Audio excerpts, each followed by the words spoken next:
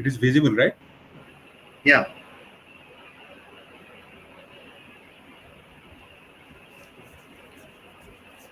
What I would request you, if you can stop sharing now so that I can introduce you and then we can start. Thank you. Okay. Thank you so much. Welcome back, everyone. For We are going to start with our next sessions, and we are going to start with the technology sessions for today. Where in the first part we are going to talk about comprehensive operations and maintenance for thermal power plants. I hope you all had a wonderful networking break in the first place. And before I invite our first speaker for the day, I would request all the attendees to make sure that if they have any questions, they can raise their hand or they can write their questions on the segment that's there on the right hand side of the menu, which says questions or chat. And we will take the questions directly from there after the presentation. So till then, I would like to invite Mr. Janmajaya Mahapatra, who's the Chief Executive Officer for Java Power Limited, and who's a professional with close to 30 years of experience in the various aspects of coal-based power plants. Today, he's going to talk about the core comprehensive aspect of operations and maintenance, and I would like to hand over the stage to Mr. Mahapatra. Welcome, Mr. Mahapatra. Over to you. Okay, thank you. I'll just share the PPT.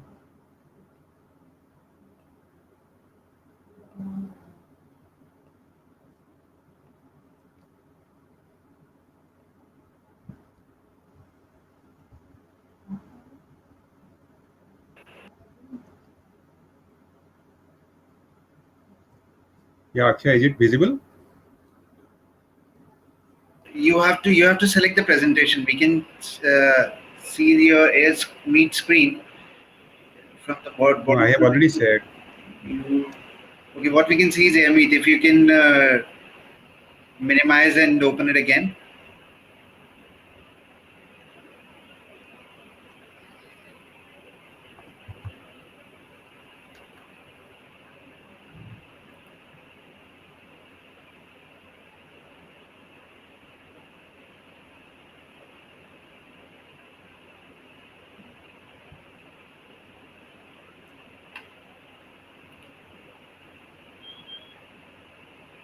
Yeah, you just have to select the presentation. That's it. Yeah.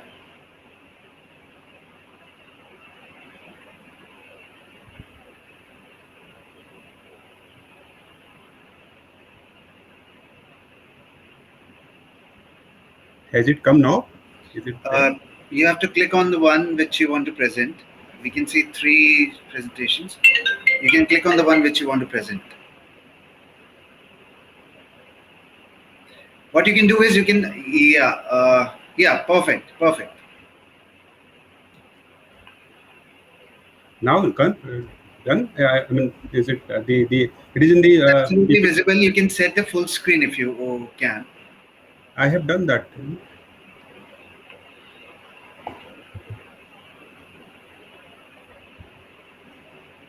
Yeah. You have to set a full screen here.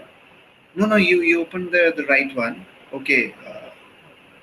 You have to open the presentation file again.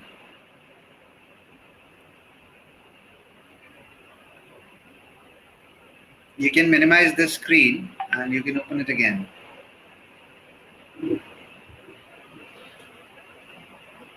Hope all the attendees are having great time using the platform. And like I said, please make full use of the platform where you can raise your questions, you can raise your hand and can join us on the stage. Mr. Mahapatra, can you try sharing the screen again?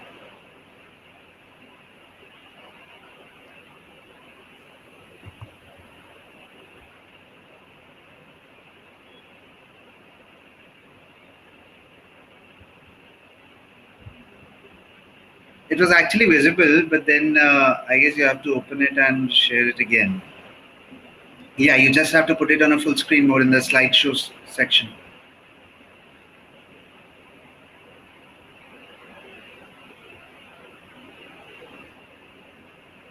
Is it visible? Yeah, it's visible, but it's coming in a different format.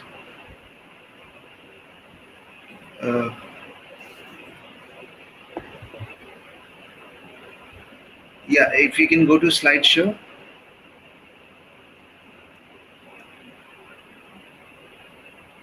Yeah, you can minimize this screen. You can minimize this AirMeet screen. Yeah, and you can go to slideshow. Hmm.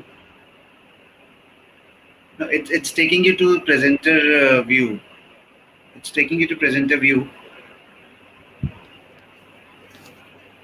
where you can select the full screen button, right top. If you can see the full screen button there, go to slideshow on top of the menu next to animations and between animation and review, and you Yeah. can select from beginning.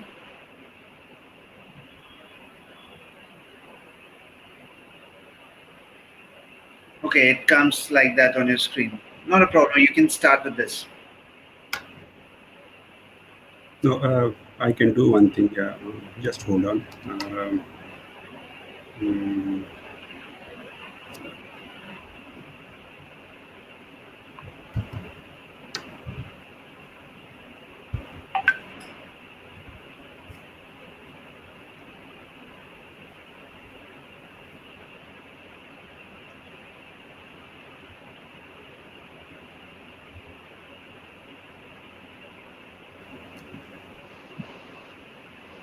is this okay now? No. Yeah, please start. Is this okay now, or still it is coming in the? It's coming in the same fashion.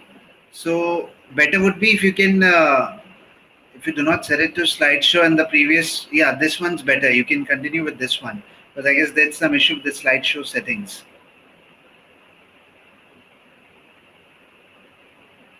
You,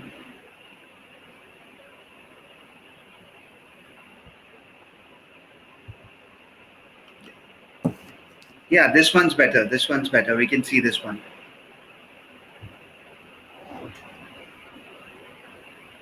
But I don't know. The time I share in the go to the this mode, then it gets disturbed. Is it? Now it is disturbed. Is it? No, it's in the presenter format.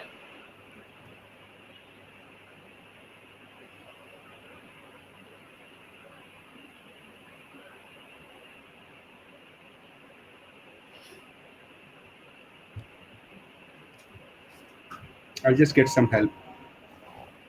Sure.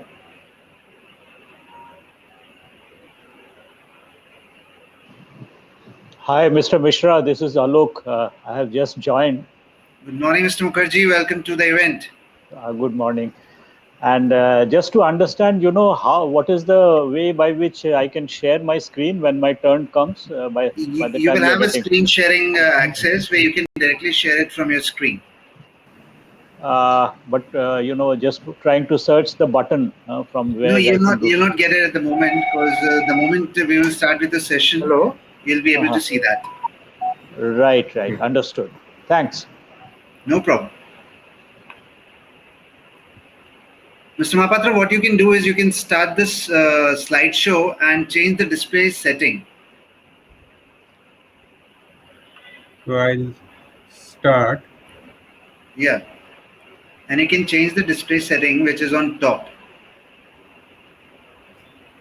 Display settings, and you can select the first button. Yeah. Much better. Much better. It's perfectly fine now. So it is now only one screen is coming, or both the Yes, next slide? absolutely. Absolutely. We can see only one screen. That's your presentation. Okay, thank you very much. Thank you so much.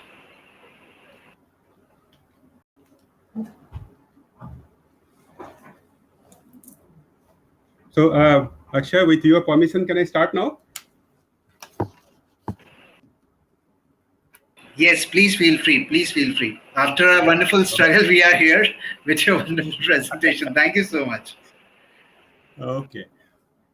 Once again, good morning to all the participants. At the outset, I am delighted to be speaking in this prestigious platform to the professionals engaged in the power sector. And this platform has been provided by Mission Energy. I congratulate Ashwin and his team for doing such a wonderful effort of bringing all the professionals, even in this very hard times where all of us are going through very trying times. Now, while I was going through the brochure for this conference, the brochure theme was strategies for superior performance, while the subject was thermal power O&M. So what I could pick up is that Mission Energy has very aptly has picked up a topic which basically is strategies for superior performance in thermal subsector O&M. So when we think of strategies for superior performance, obviously the idea is far wider compared to just benchmarking or, for that matter, adopting best practices. Now, when we, as a whole family in the power sector, when we look back at our careers, there are many people who are more than 40, 45 years, people like us who are in the range of 25, 30 years. And there are some young people, many young people also. People who are more than 40, 45. So by the time they ended their career, maybe by that time, they have seen only a sector which was operating on a very regulated environment. There were only long-term PPAs. Returns were more or less assured. Life was comparatively much easier. Now, for people like us, half of our career, we have seen a regulated kind of environment. And unfortunately, the last 10 to 12 years, 15 years maybe, it has been a lot of turbulence in the career that we have all gone through. When I started my career in NTPC in 91 as an ET, we were, in the first session itself, we were baptized by the fire, telling that, look, you have all come to a sector where it is concerned with generation of electricity. Electricity is not just a commodity, but it's just not is a social good. So you are privileged to be in this sector and you have to behave accordingly. Now, at that point of time, the sector was very benign. Benign in the sense there was no availability-based tariff. There was no operating norms. There were no deviation settlement or UI. There were no open access regulations. Power can be traded in the market nobody thought of. And there used to be long-term PPAs where there used to be a buyer, there used to be a supplier. And the story was simple. Now, with deregulation of the generation sector, the whole dynamics changed. The Electricity Act 2003, the regulating bodies, the plethora of regulations, the electricity market, the strict operating norms. Now, they have all reduced the bandwidth or leeway that was available to all of us in doing business in this sector. So all the players, what happened is subsequently they found themselves sandwiched between the maxim of electricity as a social good and the vagaries of competition just like any other sector. Now, in this scenario, the strategic thinking with regard to superior performance gains immense significance. Now, obviously, as I have told, strategic thinking is much more creative. Strategic thinking is just more than benchmarking or adopting the best practices. So in today's presentation, I'll just be highlighting a little bit about how strategic thinking can bring some freshness to the way we are doing business in the power sector. And at the same time, I would also showcase some strategic aspects that we at Jhabua Power adopted in the last 3 years to get good results. So coming to the agenda of the presentation, it will be a brief next 15 to 20 minutes. I'll be going through strategic thinking for sustainability, why operational efficiency is not just strategy, and how in JPL strategic thinking, when it complemented with our efforts to operational efficiency, how it yielded good results, and what are the 3 strategies that we adopted in JPL to get the results. The first in the agenda will be strategic thinking for sustainability. Now, as I told, in order to think strategically, first we need to have a solid understanding of the sector in which we are working, the industry context, the trends, and the various business drivers. Now, when I talk about the industry context, obviously it is to do with the policies, the government interventions that are there. As we know, because electricity being in the concurrent list, there are so many regulations, state regulations, central regulations. There are many rules, boundaries that have been set. So that is why that is the industry, that is the context part of it. But when we land on the sector to do business, then obviously we are surrounded by some forces which are called the business drivers, to which we have to acclimatize or modulate ourselves. I'll just take a little bit of reference to the 5 forces theory. The 5 forces theory, as we know, it was popularized by the well-known Harvard management guru Michael Porter, which tells that there are 5 forces which are normally working in any sector. It is equally applicable to the electric sector also. So the 5 forces, first is the players themselves, the rivalry among the players. So when we talk about the players, in electric sector, we find that there are different players,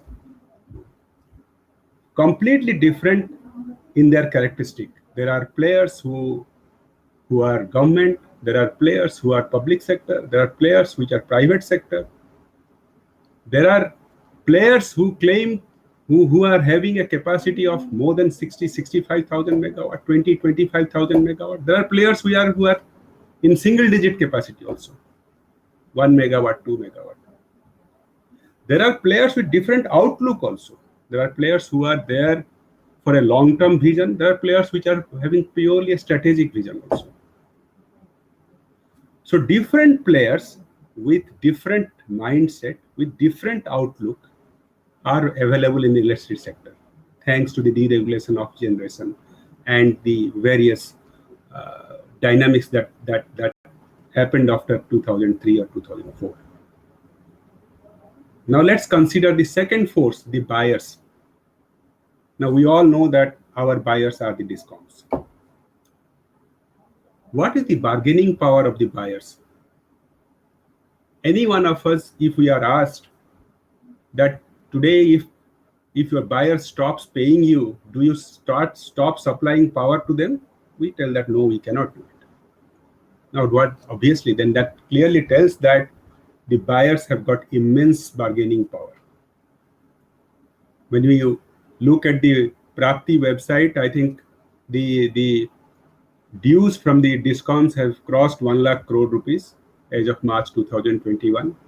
and still people very religiously generate electricity and supply power to the discoms, because electricity is a social good that we have been told. Now coming to the suppliers, what is the bargaining power of the suppliers? As far as thermal sector is concerned, our major supplier is Coal India and its subsidiaries. Coal India, which is a near monopoly, they strategically maintain a supply level, a production level, which is 20 to 25% less than what is required. And this enables them to set the relationship between the Gencos and Coal India. Payments have to be made in advance, regardless of whether the payments from the buyers come or not. The supplier payment have to be made in advance. So that means the third force, well, I mean, suppliers, for example, there can be suppliers of services also, where we give an O&M contract to something. Yes, we have the Gencos have some say, but as far as OEMs are concerned, supply of spares, whether it is BHEL or Siemens or Rexroth, all these people, they also command a lot of bargaining power. So rivalry is intense. Buyers and suppliers both have got tremendous bargaining power. Now coming to the new entrants. The thermal sector, as in the power sector, it used to be a sector which was very closely guarded, both in terms of regulation and with regard to the serious barriers of entry, which were in the form of large capex that was involved, as well as the long gestation period of the power projects. Now, those strong barriers of entry, it ensured that the sector was slightly exclusive. Only a few players could enter, and therefore the number of players were less. While for thermal sector, the capex and the long gestation period still remains a strong barrier of entry. But look at the renewable energy sector. The policies are conducive. The capex is not much required, so therefore there is a flurry of entrants into the sector. So there are not much there is not much barriers of entry, and therefore there is a big threat of new entrants. Now, electricity as a commodity is not substitutable, but thermal power as a product is substitutable. So the power that we generate can very well be substituted by a power which is generated by a renewable source. So to summarize, the 5 forces in relation to the electricity sector, while the 5 forces, it goes beyond the direct competition or rivalry between the players. It goes into the buyers, suppliers, new entrants, then the substitutability of a product. But the one thing is very clear is the competition has become very intense. Now, the Michael Porter's theory tells that whenever the competition is intense, no company earns an attractive return on investment. And that is, all of us have seen that. The ROI has plummeted. There are a number of people who are facing a lot of difficulty with regard to running the business.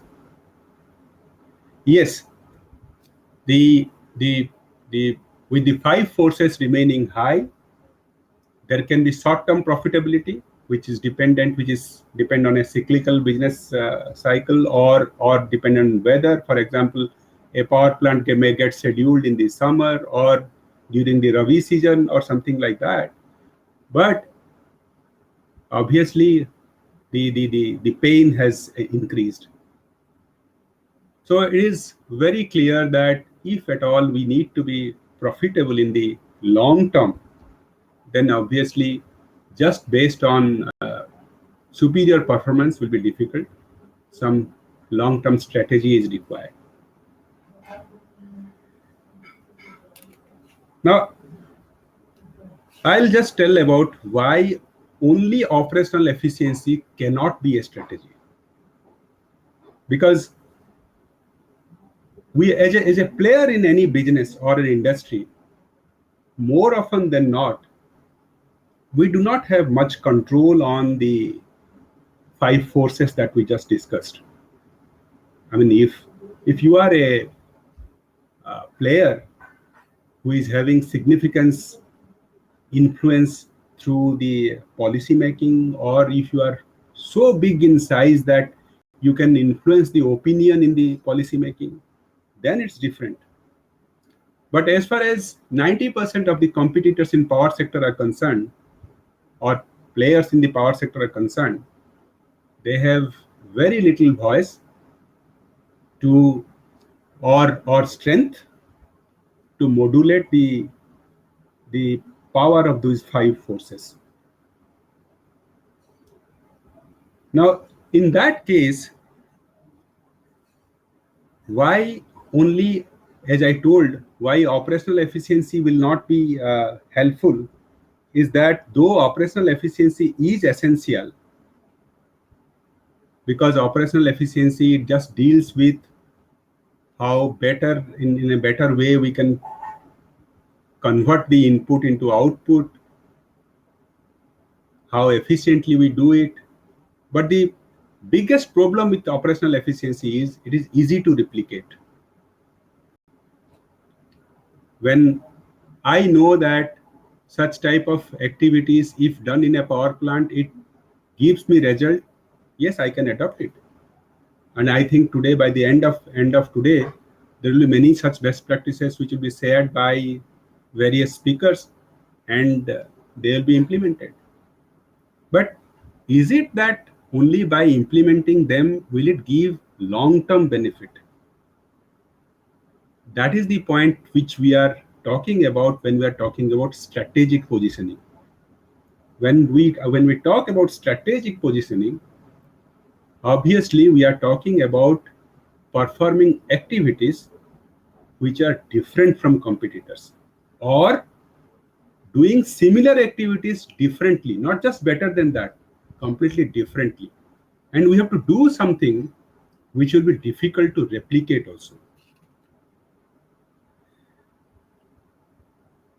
Now I'll just take a little bit of pause and just take us when we are talking about superior operations, what we are meaning by that. When we enter into any PPA or any commitment to supply power or something, then to do some operations, it is that what we do, we make some promises to the customers that we will supply power with such reliability, say at 85%, 90% availability, or we have to at this ECR or at this tariff. And accordingly, we will have to fine tune our operations in terms of sourcing the material, in terms of efficiency, then in terms of delivering the product, I mean the electricity, so that the promises that we make are kept. And how do we do? By achieving an operational capability through the operations management. And what is operational capability is obviously our people, the processes that we have adopted, and the technology that we have adopted. Obviously, if there is a plant which is based on subcritical technology, then obviously the performance will be limited by the efficiency that can be achieved through the subcritical. If it is supercritical, then there are some limits also. So when we know that, okay, there is a promise that we have to keep. There is a expectation from us to maintain a superior operations so that our profitability is maintained. Now we keep on improving. We adopt best practices. We benchmark ourselves. But as I told, in our pursuit of improving and improving, obviously at some point of time we reach a limit, and in that this is in pure management parlance, it is called as productivity frontier.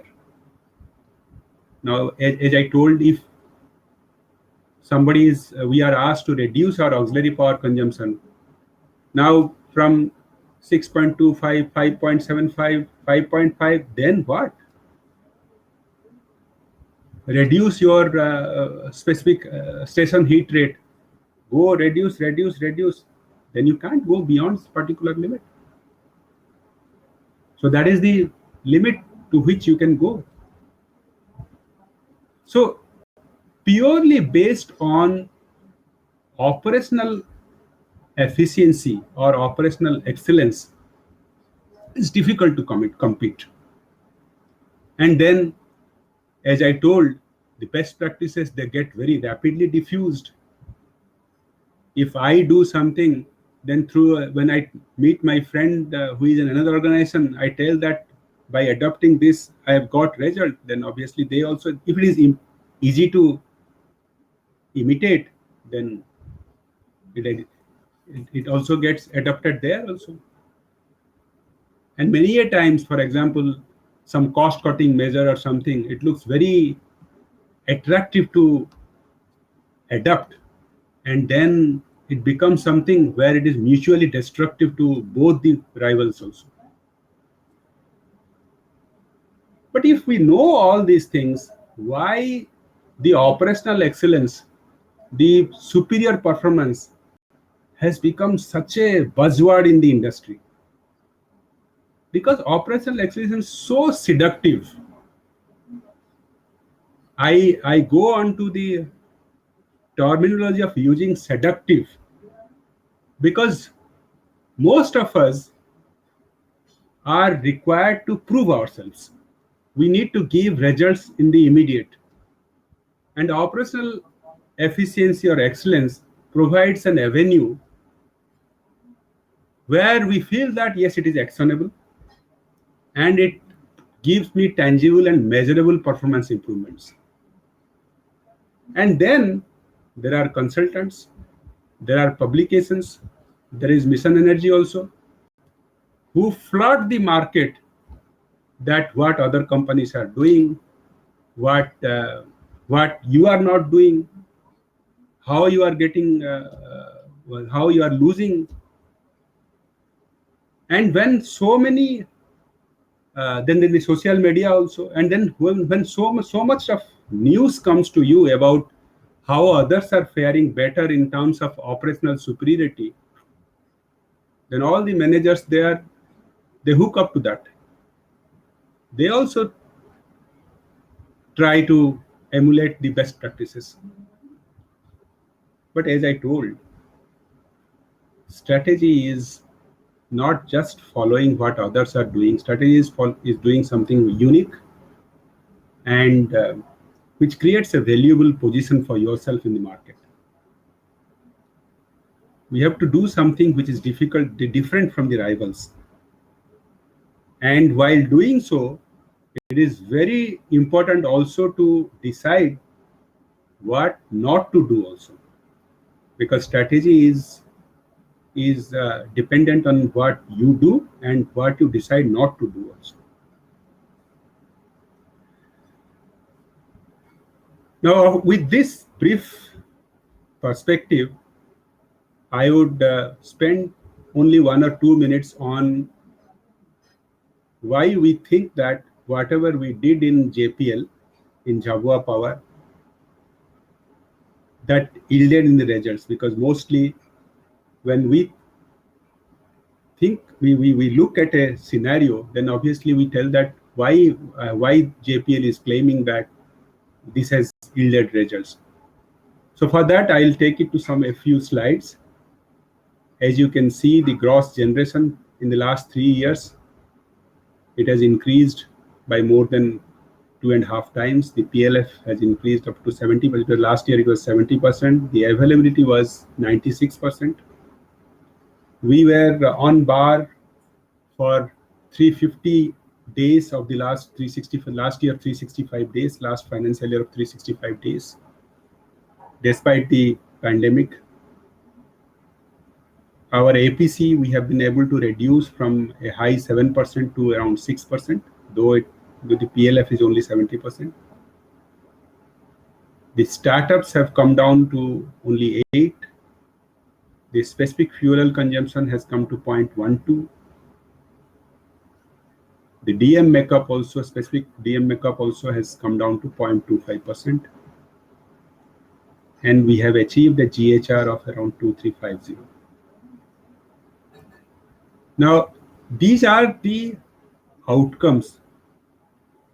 And though we adopted many different practices, while the O&M best practices, it is covered by a separate presentation, which my team will be presenting in the course of the seminar. I will look at, as I told, I'll briefly look at the strategic interventions that the management did to get the best of the company and of the resources that we had. Now, when we thought about the strategy, obviously, as when we thought about the 5 forces that were there, we always knew that keeping in view the size of JPL and the scenario in which JPL was. When I talk about the scenario in which JPL was, I'll have to give a brief state of affairs in JPL. JPL is declared commercial operation of its unit in May 2016, and after that the offtake was low, and therefore somehow due to the operational difficulties, it became a stressed asset, and for the last 2.5 years, it is undergoing the corporate insolvency resolution process. But throughout these uncertainties, because of these uncertainties going on, the management took it upon themselves that the uncertainties that is there in the company should not become heavy on the minds of the people. Because if we are in a difficult phase, it is the people only who can get us out of this difficult scenario. So first strategy that we adopted is that we decided to create a psychological safety in the minds of O&M personnel. JPL has been as a company where the culture of listening is very strong. When I talk about culture of listening, I divide the listening into 2 parts. One is the system that is there for the listening, where there are meetings, there are open houses, there are difficult conversations that take place between team member and the team leader. These are the system. But the other part is the art of listening. I can't be listening to a person when that person speaks and I am looking at the mobile or at the laptop or at the tab. Now, this was strictly conveyed to all the people in the company, that the art of listening is a tool which can be used to build the trust between your team, the team members and the team leader. So the culture of listening was strengthened, and the HR was told that all the policies which are there, they have to create awareness among people through regular sessions, and the employees should be encouraged to take the benefits. Many a times it so happens that there are so many policies which are there to benefit the people, employees, but they are not aware about, or they have forgotten about it. And when a situation arises, they do not know whether such type of policies are there or not. So it has been taken to the HR department to make the benefits available to the people. Anyone, HR, boss, or anyone, if a call comes at any point of time from anybody, they have to take the call, or if they are not indisposed to take a call, they have to return the call immediately. Any lapses in that is seen very seriously in the organization. So that resulted in a lot of ground news being absorbed into the system. And that gave us a lot of improvement, lot of scope for improvement in making good policies happen. We realized that if the O&M people, because they are directly operating and maintaining the affairs, the plant, if they do not have an entrepreneurial outlook, then it is difficult to maintain the best practices. As I told, we can implement a best practice, we can get good results for some time, but if we do not religiously follow it, then it becomes the result becomes very short-lived. We have seen when many a times when I travel by an Indigo or something, I see that every aircraft, they take so much of care to repeat the same process. Within 30 minutes, the boarding has to happen, boarding will happen. Immediately within 15 to 20 minutes, the servings will start, it will start. So it is not that they are doing anything different. What they are doing is they are doing the same thing repeatedly every day. So we knew that this to be inculcated in the minds of the people, this will be slightly easier if we bring the awareness that is required into the O&M people. So what we do is the senior management has been given the responsibility of sharing the sectoral developments that are happening. They put an economic value to the development that has happened. Open discussions we happen, and we tell that, look, we can tolerate a mistake, but definitely we will not tolerate any mediocrity. Do not do a okay type job. Try your best. There can be a mistake, but do not come out with a average kind of job. To make them more aware about what they are doing, what the repercussions that it has on the financial aspects, we come out with a daily EBITDA, the daily EBITDA margin. It is part of the morning meetings. It is discussed threadbare. People give their inputs. People understand how it is calculated. And they feel that whatever they did yesterday, that has resulted in a smaller EBITDA margin or a higher EBITDA margin. And immediately the reason of the higher or lower EBITDA margin is shared with them. We also have a system where almost every O&M personnel, they are involved in framing the annual business plan. Now, by doing that, what we have seen is that there is an implicit sense of belongingness in the heart and mind of the person in the state of the affairs of the company.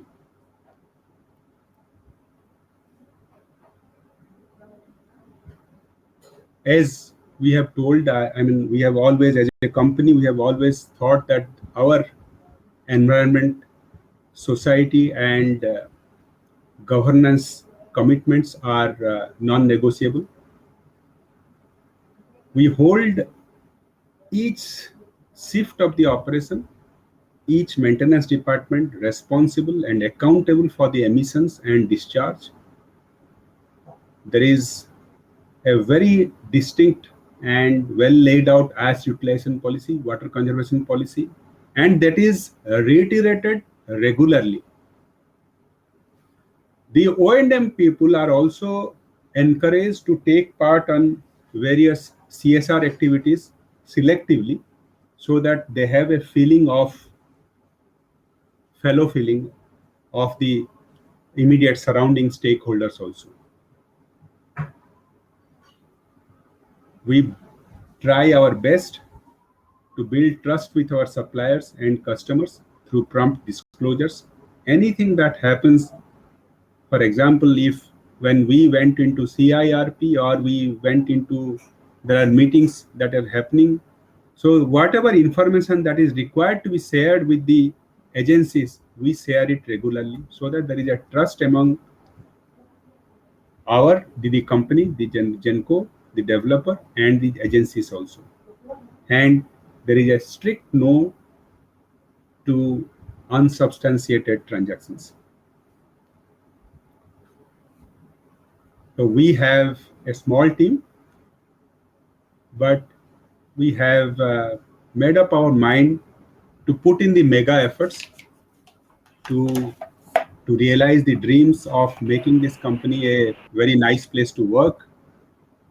Now I know that the presentation will not be complete as long as I tell something about the best practices that we have adopted also. There are many best practices, as I told, that is part of a separate presentation that will be shared, that will be given in the course of the seminar today.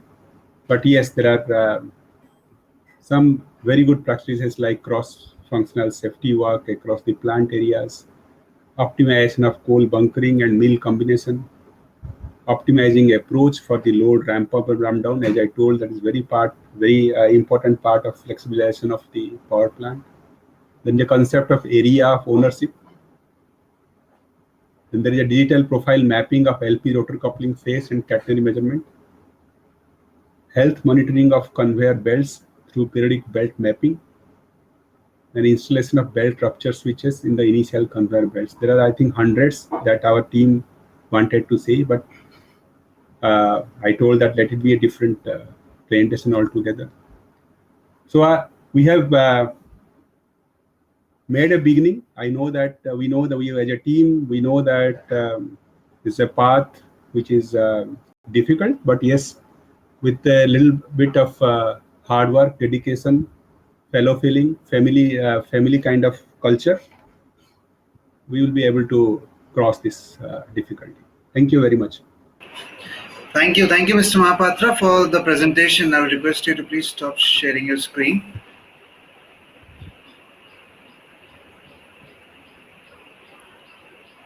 I would request you to stop sharing the screen so that we can move forward with the next presenter. Thank you, Mr. Mahapatra. It was actually a wonderful presentation where you took us through the entire important aspects and elements when we look at operations and maintenance for a thermal power plant's perspective. Before taking any questions, we will move to the other two presenters, and after that, we'll be taking questions from the attendees. Moving on, I would request Mr. Bhaumik to please unmute himself and share the screen so that we can have your presentation. Mr. Arnab Bhaumik. Hello. Hello, Mr. Bhaumik. How are you? Welcome to the event. Fine. Good afternoon to everyone. Am I audible to all? Or? You are audible. I would request you to share the screen. Right.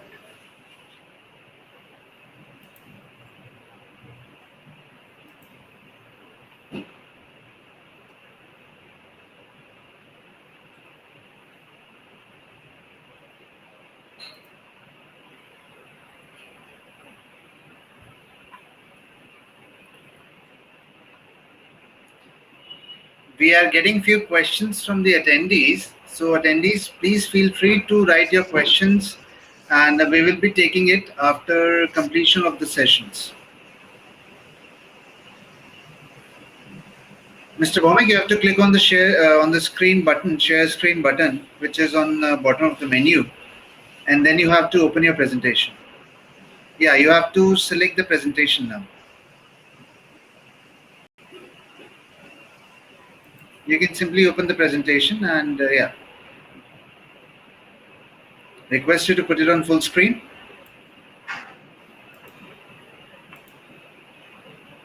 Wonderful. Thank you so much. Yeah, so I think my presentation is readable and viewable. Absolutely, it's completely fine. Fine, fine. Well, again, a very good afternoon to all the attendees, all the very senior members from across the power sector. And yeah, and obviously, I'm extremely feeling elated that I got an opportunity to interact with such a large team of our power sector. I think Mr. Mahapatra Sahab has already set the tone about the current scenario of the power sector, the challenges that all of us are actually facing, and challenges of probably it is not only creating ROI or creating the generation, sustainable generation, and sometimes it is also our sustainability. Especially as Sir has already told, that we started, many of us have started with the public sector like NTPC, and it has given a very different view about the power sector as such, how it will be operated, how it will be maintained. But over a period of time, the things have changed a lot. I am from Sasan Power Limited, which is a unit of Reliance Power. Sasan Power is probably today a very well-known name in the power sector because of its unique performance and because of its unique setting. So yes, the importance of sustainability lies with the change in the approach, change in the strategy, and most importantly, that we need to be basically having that innovation, the fire inside our all the engineers, all the O&M personnel, to create something new, which can actually give some benefit over a period of time in operation, in maintenance, or actually creating a sustainable operation, sustainable ROI. So at Sasan Power, obviously, I think to my understanding, Sasan Power has been always grooming such kind of approach. And since beginning, we have started our operational activity in 2013.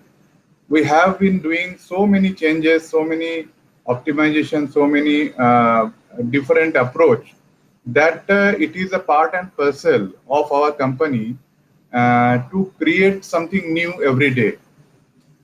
So it is a good platform that today I am getting some chance to present one or two such cases which we have which we have actually done at our site, and that has given a very excellent benefit for the long-term operation of the unit.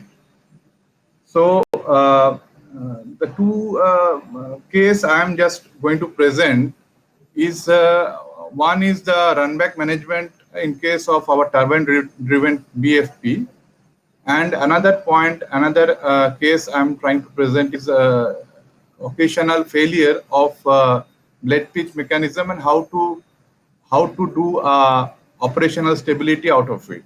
So both these points were actually Few times back, it was some headache, but an approach along with the comprehensive team of C&I in operation and mechanical maintenance, we could solve it. And since we are able to run it for some time, so we thought we may share it as a part of our approach to the operational issues resolution. So, as a part of our company's internal culture, we always start safety point. So I'm just putting it as safety in the workplace is of paramount importance for sustainable and dependable operation. So this is our all of us are very well knowing it. Now I'm going to this small thing.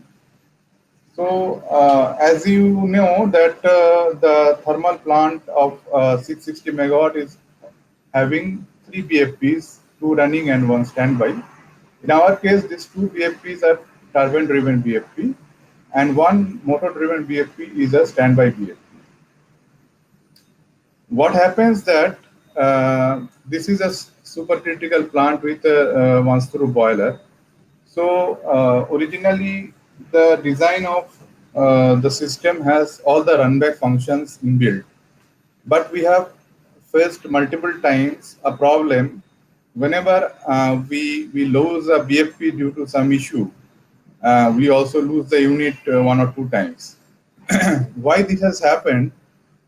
Because the boiler feed pump, whenever it trips, basically we get the issue of immediate rise of superheated temperature or MS outlet temperature. So there is very little time that unit could be saved out of the condition. Even though we have a MDBFP auto start facility inside, we have seen that the auto start of MDBFP was not good enough to actually have a sustainable unit running condition. So it has seen that unit tripped and unit tripped because of the mainstream temperature high. More to add that as you know that although MDBFP is running, the runback action is generally designed to actually reach about somewhere around 375 or 380 megawatt for a 660 megawatt unit before it gets reset. So that means even though we have a runback and even though we have a sufficient equipment capabilities, we need to wait for the loss of around 300 megawatt or so, and then again start operation back to a normal value. And such kind of loss sometimes are very huge in case of current regime. That is very well known to all of us. So we have gone to the root cause analysis. The team has understood the entire graphs, and basically we find that originally it was designed in a way that any TDBFP tripping will start the MDBFP immediately. But it will not start the runback sequence because it is seeing that the equipment of equal capacity is actually in running condition. But actual operation of BFP takes little time. It doesn't go into a value of feed water flow immediately it starts. So it may take around 20 or 25 seconds before it actually goes to a value where the original TDBFP flow could be matched. On the other hand, since the unit has not sensed the runback condition, the cold flow is not reduced automatically. Now, in case of a supercritical unit, it is very important that we need to balance the temperature, thermal input and the water input. Otherwise, you will get an immediate rise in the temperature of steam. And that is exactly what used to happen whenever we have faced such kind of issues. So cold flow remain at somewhere around 350 or 360 tons as per the demand, and feed water flow started falling from a value of say 1700 or 1800 tons to somewhere around 1400 tons or 1300 tons, like that. Before it comes back to a normal value, it takes little time, because MDVFP will have to take somewhere around 30 to 35 seconds. Before that, it can reach to a value of original feed water flow. So we get the main stream temperature high condition, and unit used to trip within a minute or 1.5 minutes or so, unless somebody could save it through a manual intervention, which is not always possible. So then we understood the issue and tried to find out some solution. The solutions basically, what we could understand is that we cannot wait for the run back action to be delayed by the MDVFP start, because we cannot match MDVFP's water flow immediately. So what could be the only way? That you should have to reduce the load to some extent, and you have to also reduce the fuel flow, and you have to give the sufficient time for the MDVFP to come up to a value of feed water flow.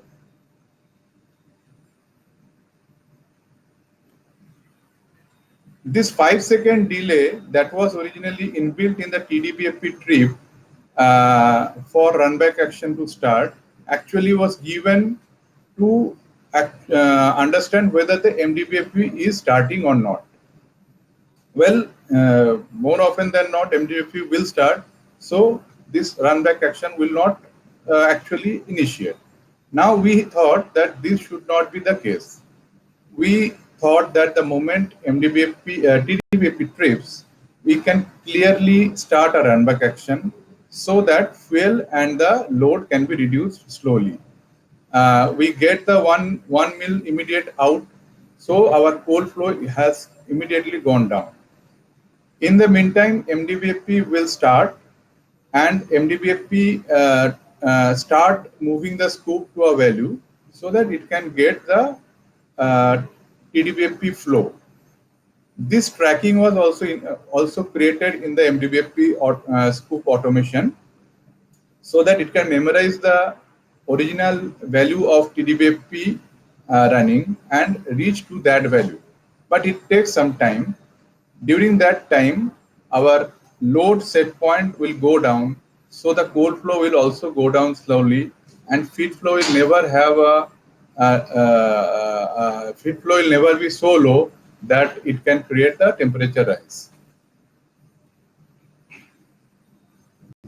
Now, in case the MDVFP is found to be running, there is no need to actually further trip the coal mills.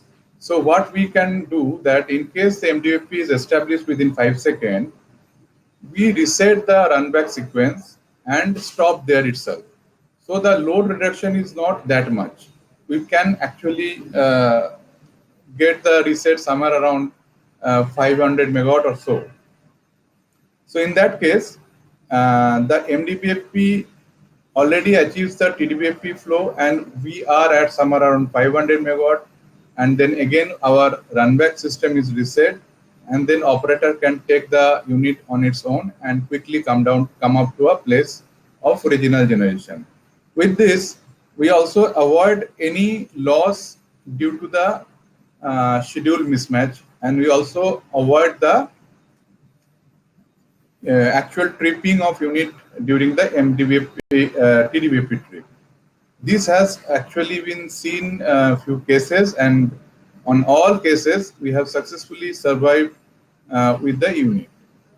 We have all the provision in case of MDVFP tripping and MDVFP is not coming up. We can still go up to the 380 or 375 megawatt reset value, and then also our unit is stable. Although we may lose little load, but we do not lose the unit at that time. So this modification actually was done with multiple understanding of events and multiple understanding of actual timing to come up with the MDVFP, and finally we retuned this logic and then this logic has been operational since then. Another small problem that may be a problem in other plants also is that the malfunction of our ID fan scoop coupling. ID fan axial, it's an axial fan generally, and we have basically blade pitch control, not scoop, blade pitch coupling. So this is basically a servo-driven blade pitch control, and this servo is further driven by a motorized or sometimes pneumatic actuator. Now this is running, generally our units used to run for a long duration. So it is possible that at times the coupling between the motor, coupling between the this driving actuator and the linkage inside the servo gets decoupled or loosened.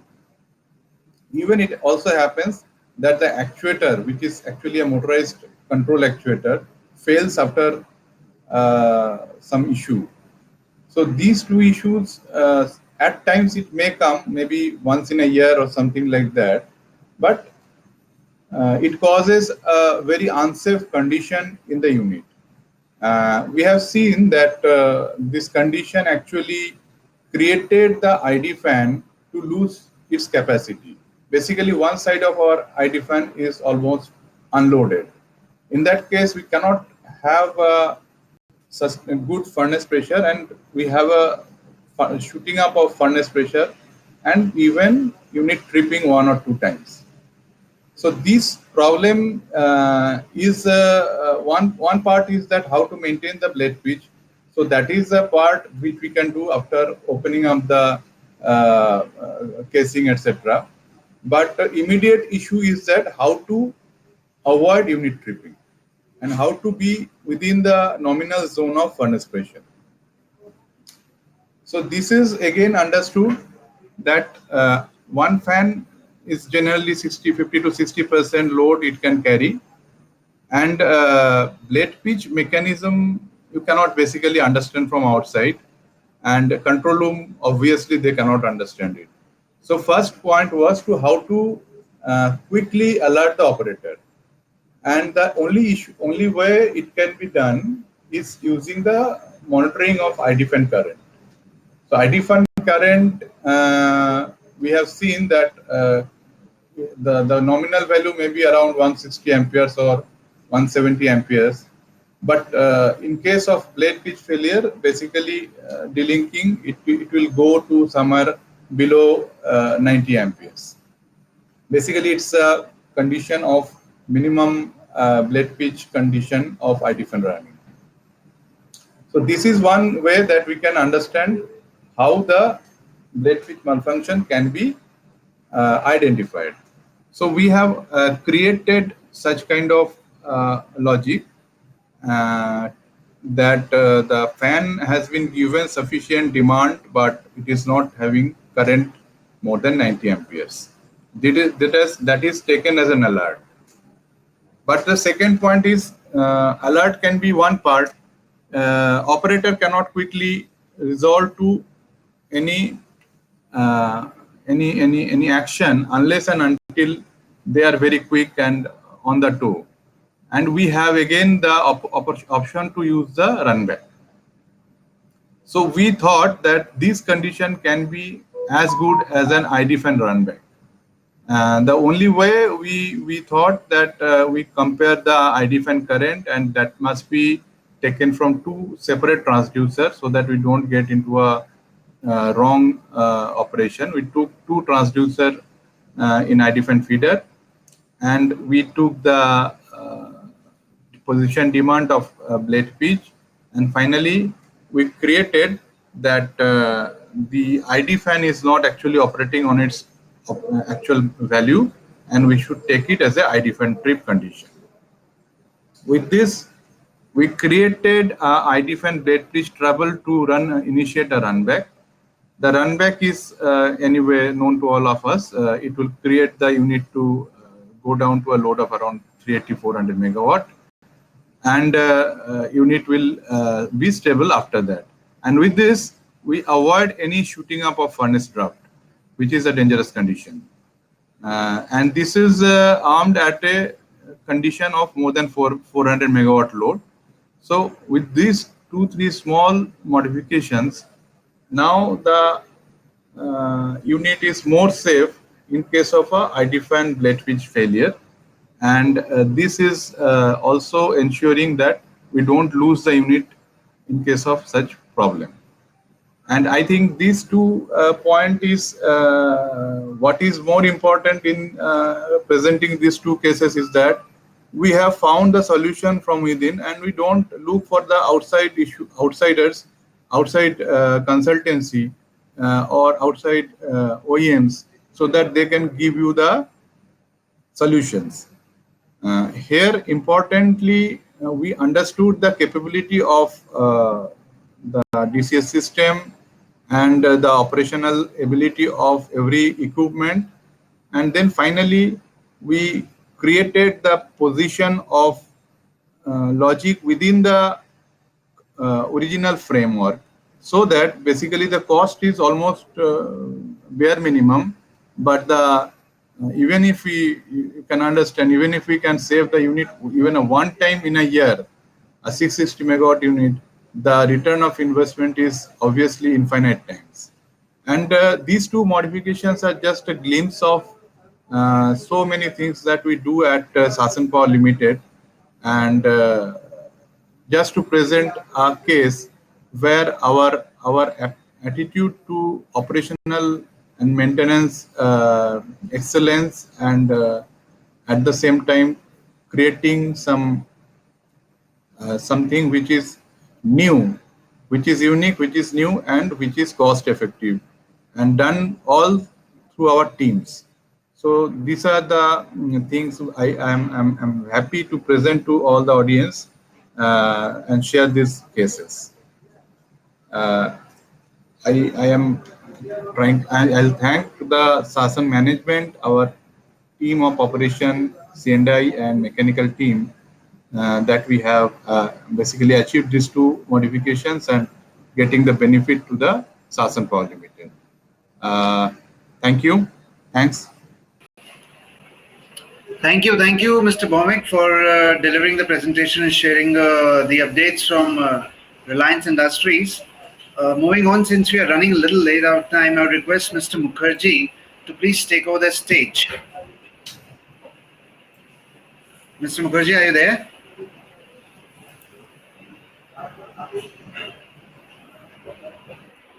I would request Mr. Alok Mukherjee to please unmute his mic and his video so that we can have him on stage.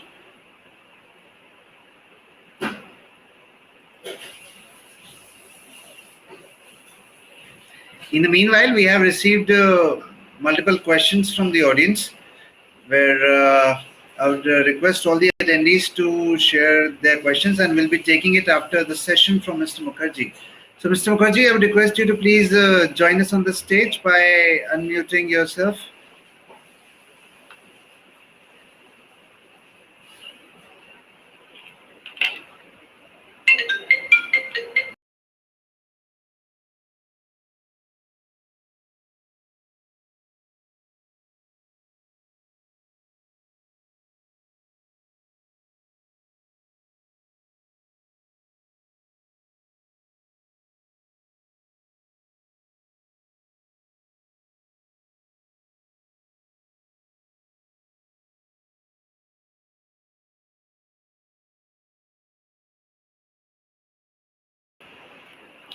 So we just spoke to Mr. Mukherjee, and he's unmuting and he's sharing the screen.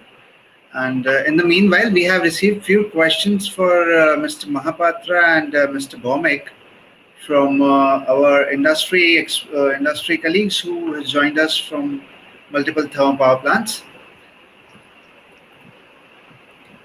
Right after this, these presentations. Okay, we have Mr. Mukherjee joined with us. Mr. Mukherjee, how are you? We can see you now. Very little bit of also to share my, but now, so let me try once again.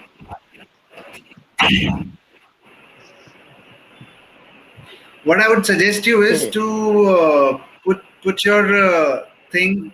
You will see a button on the bottom right. It's absolutely fine. It's absolutely fine. What I would suggest you is to click on low definition, which is on. You will see a bottom right. There's a button called HD. So I would request you to click on that and select the low definition one.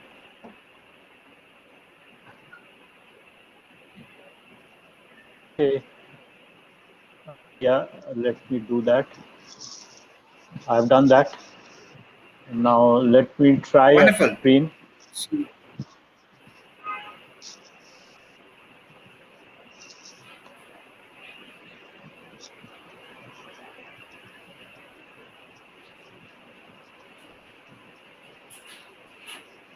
you will see a button which says present to attendees, present to audience.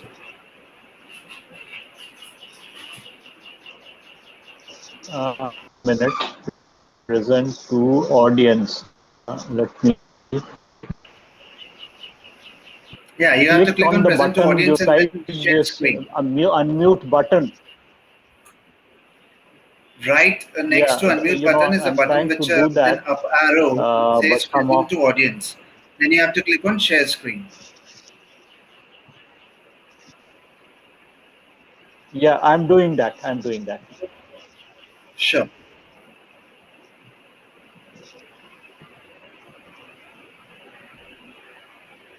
We request all the attendees with a normal bandwidth or with low internet to please shift it to low definition mode so you can attend all the sessions and you can take the advantage of listening to the experts. There's a button on the bottom right which says HD. You have to click on it and you'll be able to Uh, select the low definition button.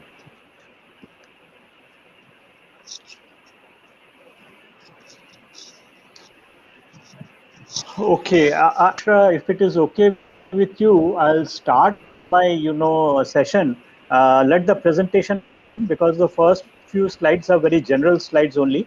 So by the time, the Sure. presentation comes in, maybe I can start with the session to save on time. Absolutely. Absolutely. Over to you, Mr. Okay, Mukherjee. and thank you.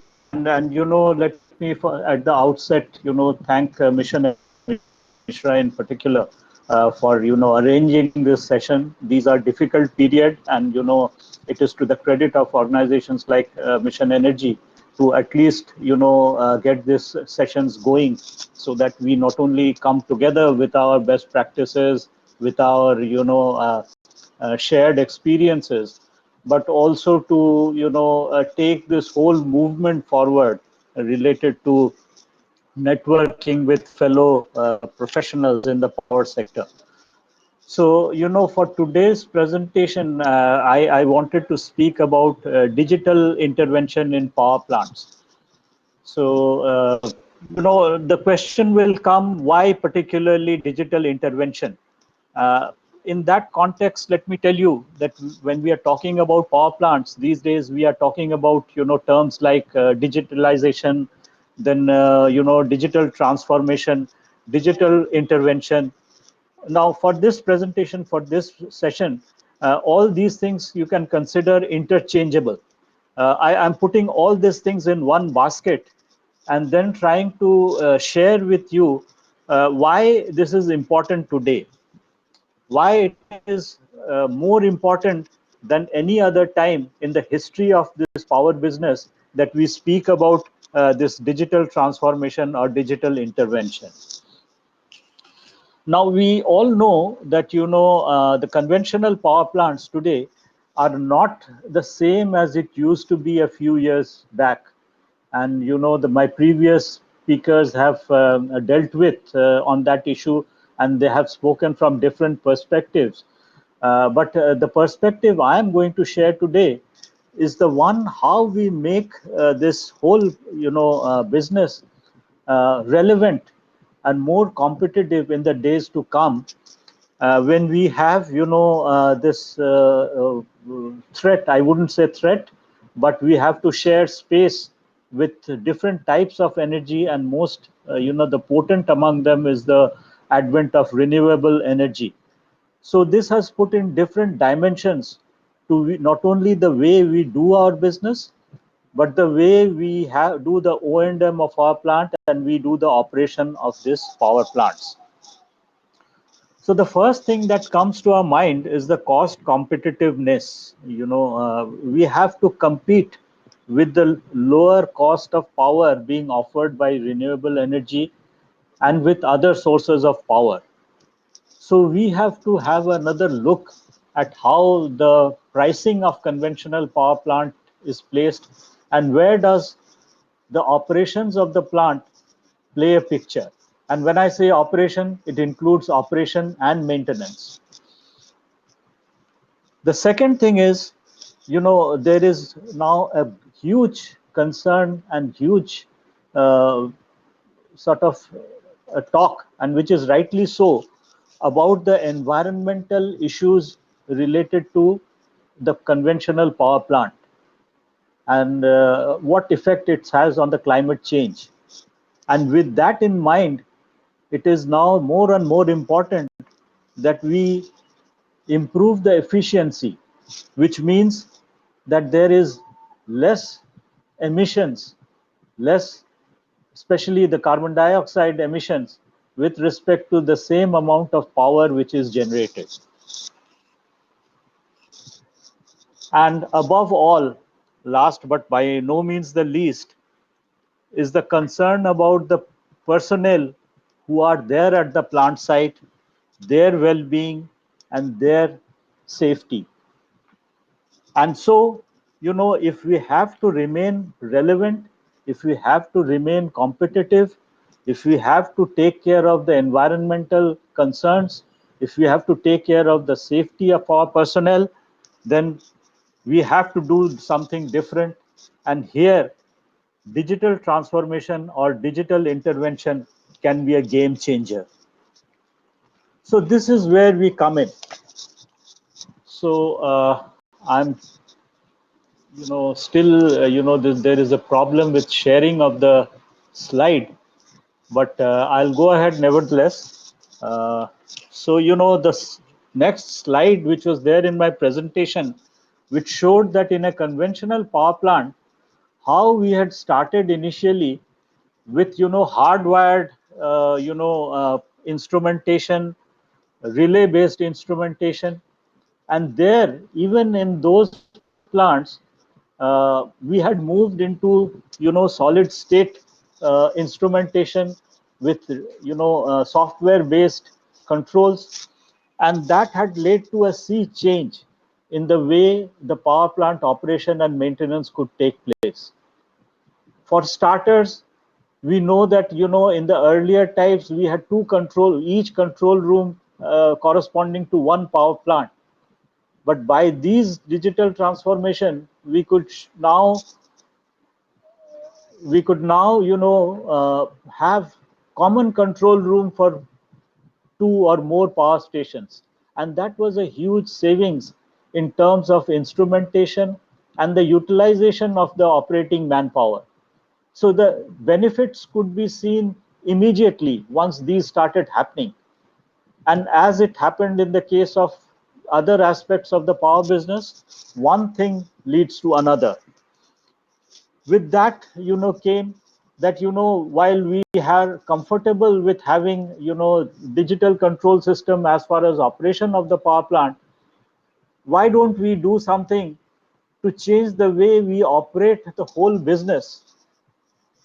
So that is how the enterprise resource planning, the ERP packages, they came into the picture. And one of the foremost among them, I had decided not to speak about any particular company or any particular brand, but one of the most ubiquitous among them is the SAP. The way SAP transformed the way the business in power stations was being carried out. So that merits a discussion on the benefits of the ERP packages, and especially SAP. Now in SAP, we have various modules. We all know that, and each module has its own characteristics and benefits associated with that. So let me start with the PM module. So once we start getting the benefits of the PM module, we not only have the benefits of better maintenance practices, but we also have huge impact on the way the safety aspect is being dealt with. Any a person who is associated with O&M of power plant, he knows that providing isolation and providing necessary permit for person to work on an equipment is really a matter of concern. And traditionally everything used to be done on pen and paper, and everything had a sort of risk associated with any deviation which might occur while implementing those through the manual method.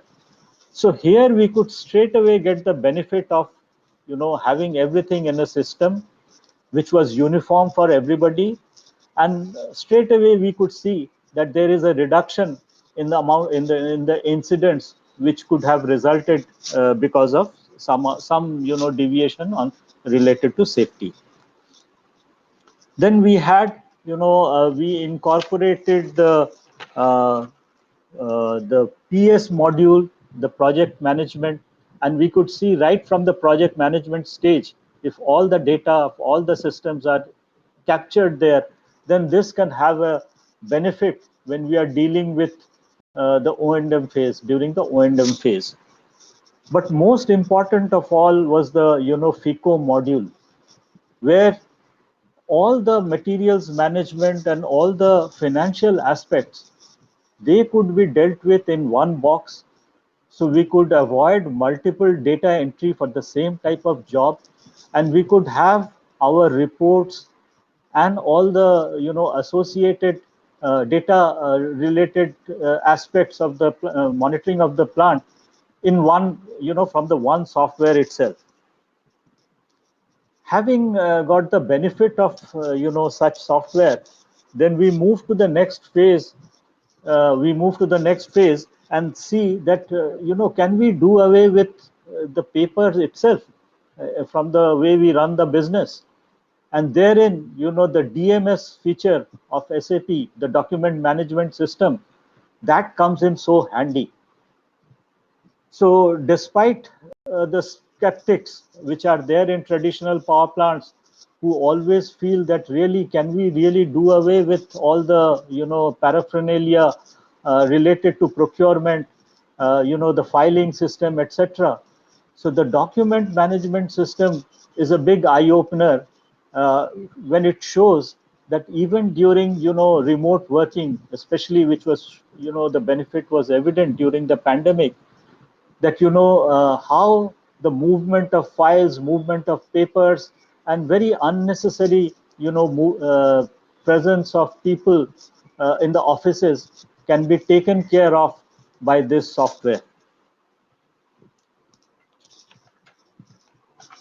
Now, one of the advantages of having this type of intervention is that it changes the culture of the organization. Once this digital intervention mindset is there in the power business, then even the people who are operating, they start having they have uh, this inclination to have their own innovative ideas getting implemented. And I can share a few examples where in-house efforts led to huge, savings in the way this plant was being operated, and also brought in an innovation or digital mindset related culture. One is that once we moved from this the earlier two-part tariff system to the three-part tariff system or the five-part tariff system, which came in with the availability-based tariff, then there was a huge, problem associated with how we operate the plant with respect to the time 15-minute time period, and to get the maximum out of this deviation settlement mechanism, the DSM mechanism. Now, as we all know, that DSM has, this four quadrant, wherein, if we are injecting more power when the frequency is, low, then you get incentivized. Whereas if you are generating less when the frequency is low, then, there is a penalty element.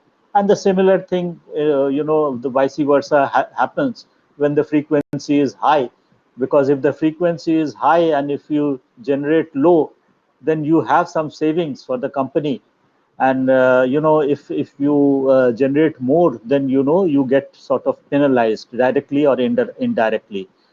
So having an in-house software to tell the operator in what is the regime under which he has to operate at different frequency bands, so that proven huge boon for the power plants, and this resulted in considerable savings and better efficiency. Also, with these with these efficiencies, we also started having improvements in the way the operation and maintenance of the plant was being taken place. So scheduled changeover of equipment, which used to be earlier done through the traditional method. So our own team developed a software by which the schedule for changeover of equipment used to come to the maintenance planning person a day ahead, and he could plan accordingly without any chances of failure.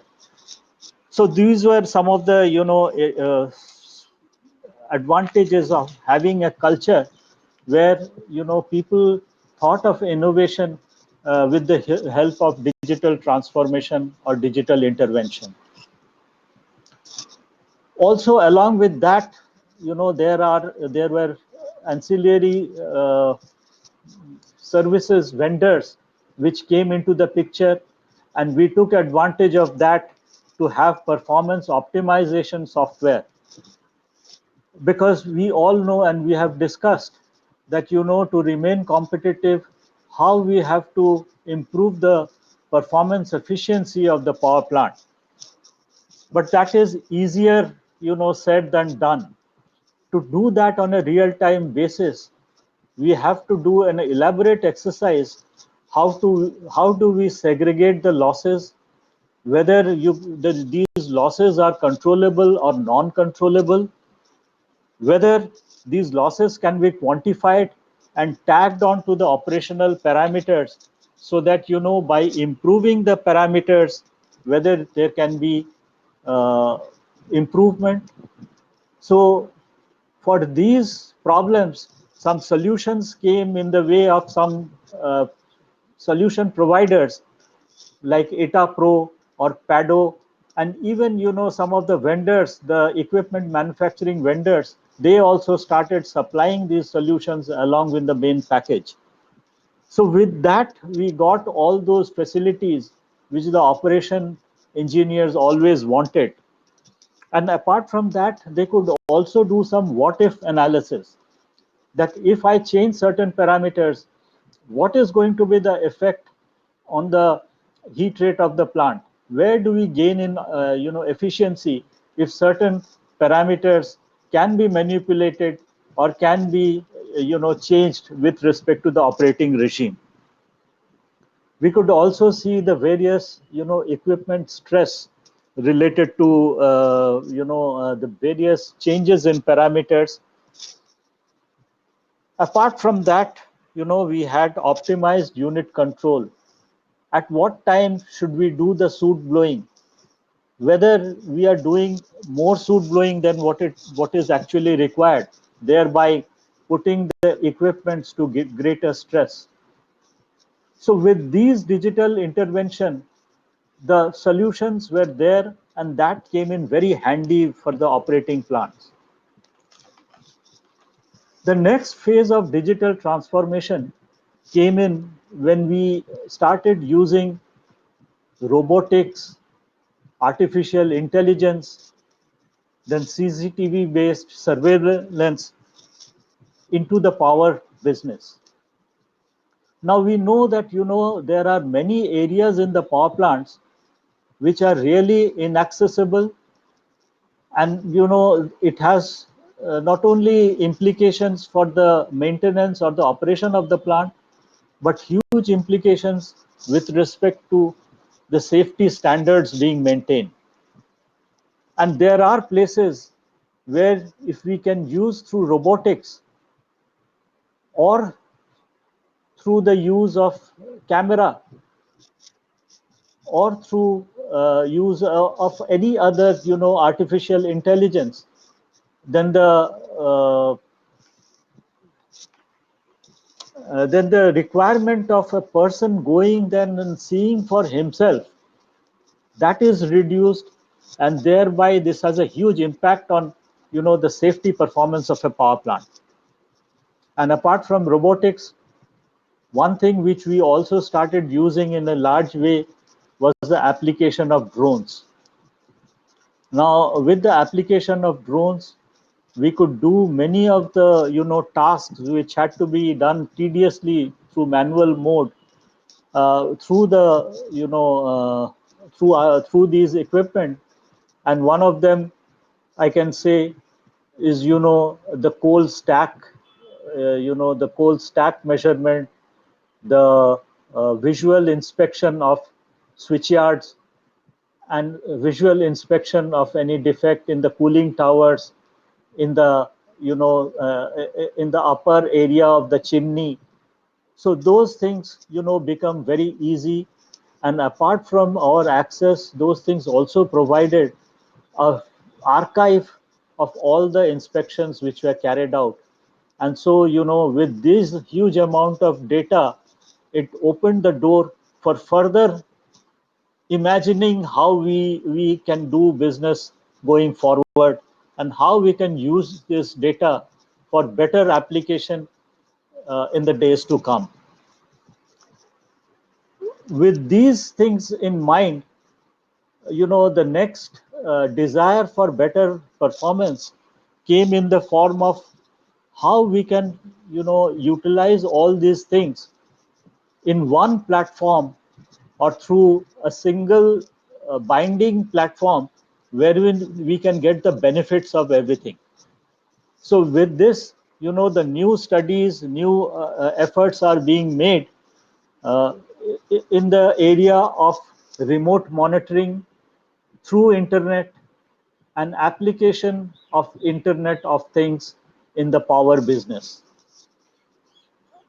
This is only, we have only scratched the surface of things which are possible, and which is sort of absolutely necessary when we have to understand that we have to coexist with different types of energy, with the advent of renewable energy, which are which have their own problems with respect to being variable, with respect to time, and their availability depending on the climate condition, whether it's solar energy or wind energy, and how the conventional energy can coexist with this type of availability of this type of energy, the flexibilization of the power plants. All these things can only happen if we reimagine the way we have to do business in the days to come. And this is where the digital transformation, digital intervention in power business, and digitalization will be playing a big role. So this is all I wanted to share with you. I wish I could share my presentation slides where I had many pictorial this thing, but I can share it separately. So this is all I had to share, Mr. Mishra. Thank you, Mr. Mukherjee, for sharing your thoughts. And what we can do is, if you will have a share-ready presentation with you, you can share that with us, and we can further forward it to our attendees in the due course of time. Yeah, that's what I will be doing. Thank you. Moving on. I would request our other speakers to please unmute themselves so that we can start taking the questions. And we have one question from Mr. M.V. Venugopal Rao. The reason of failure of ID, fan blade, pitch link, and the corrective action taken to avoid repetition. This question is to Mr. Bhaumik, Mr. Arnab Bhaumik. Yeah, hello. Yeah, Mr. Bhaumik. Yeah, actually, if those who have actually worked in the ID fan blade pitch, basically it's a mechanical engineer can actually explain more clearly. But basically, there are certain inside the fan, when the driving shaft of the gear connects to the driven shaft of the blade piece, there is a coupling. That coupling sometimes fails because of its because it is designed to fail in case of the trouble inside the blade pitch servo mechanism. So over a period of time, there may be little jamming in the inside the spool of the servo, which will actually give a thrust onto this kind of coupling. This is one of the reasons that we have seen such kind of failure in this design. And another maybe because ID fan, it is always getting command throughout the operation and plus minus 1 or 2%, 3% like that. So this particular coupling is always on stress. So it may fail over a period of time. And as far as how we can avoid it, our mechanical team used to replace it on a opportunity basis outages, so that it can be we can get a longer uninterrupted life. And also they have a mechanism to repair and test the servos and keep it ready for replacement. That is how we are managing the problem, and by and large we are okay with it. I hope that answers. And Mr. Roy, you can further connect with Mr. Bhaumik during the networking break. Moving on, we have a question from Mr. Mahapatra from Mr. Manoj Kumar Agarwal, HPGCL, that how effectiveness was helpful by optimized coal bunkering. This is a problem, I think, many of the power plants who have to bridge the gap between what is available through their linkage and what is actually required, because it so happens that you get only 60 to 70% of the coal which you are expected to get, and then the GENCOs are required to tap into many other sources like special forward, spot, many types of sources, and therefore there is no control on without going for the import, there are the coal quality varies significantly based on the source from which the coal is sourced. So at a particular time, as a power plant, we used to receive coal from Western Coalfield, Northern Coalfield, SECL, MCL, and CCL. So there were 5 sources, and all used to have different characteristics. So what we did is, because we knew that at some point of time, if we do not take care while bunkering, then it can so happen that we go to a regime where the specific coal will be close to 1. And at some point of time, if we do not take care while bunkering, the specific coal will come down to less than 0.5 also. So this creates lots of disturbance. So a particular SOP was formed where the bunkering would be taken care right from the stacking and from the bunkering also, because lot of times there is a inclination to go for the direct bunkering to save on the auxiliary power. But for the sake of boiler stability and combustion efficiency, the optimization was implemented, where the whole holistically, starting from the stacking to the bunkering, everything is taken care of. Thank you. I hope that answers. And we have another question from Mr. Nawab Ansari, NTPC, that what is normative APC and actual APC of JPL? So for us, the normative APC, I mean, I can know that for participants from NTPC, where the PPAs are normally section 62 PPAs, where it is the guideline is the CERC regulation, where the normative is 6.25%. But for many private companies, when we land up in PPAs which are under different standard bid documents, so we have, while for us the normative APC is 6.25, but we have a PPA with KSEB where the normative is 5%. And for MP, where we have a section 62 kind of PPA where it is 6.25%.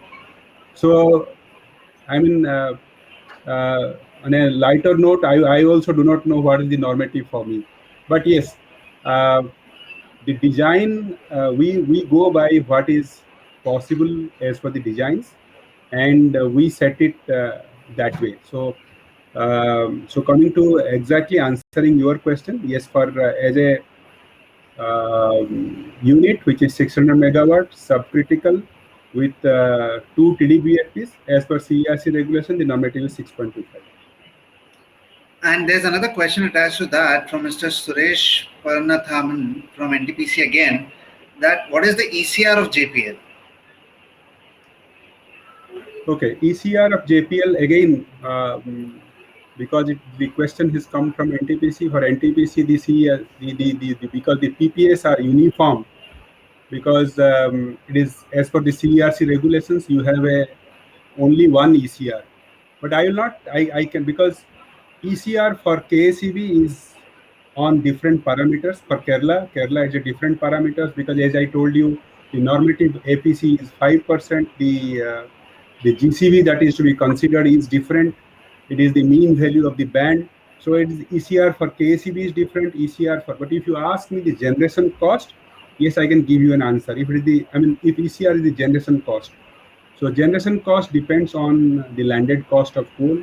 So based on the landed cost of coal that normally we receive, and as per the calorific value that we receive, the generation cost is in the range of 2.3 to 2.4. Wonderful. And we have a lot of other questions, but since time, looking at the time, we are running absolutely out of time, and we have to take a networking break, which is a lunch break. So I would request all the attendees to connect with the speakers during the networking break, and you can connect with them on a virtual table. And I'm really grateful and thankful to Mr. Mahapatra, Mr. Bhaumik, and Mr. Mukherjee to join us for this virtual conference, and we look forward for your presence in our future editions as well. Thank you so much for joining. It's a pleasure to have all your presence in this virtual conference. Thank you, Eka, and thank you very much. Thank you. It was our pleasure also. Thanks to all. Thank you so much. Moving on, I would request all the attendees to that we'll be taking a networking break, and we'll be back at 2. Understand that we are running a little out of time because of various factors, but we'll be more than happy to come back again at 2:52. We will start with the next session, where we have some amazing speakers lined up for the day. And till then, enjoy your lunch, enjoy your networking break, and we'll be back again at 2 with the next set of speakers. And for other questions, you can directly connect with our speakers, and they'll be more than happy to connect with you on that. Thank you so much. We'll be back again at 2.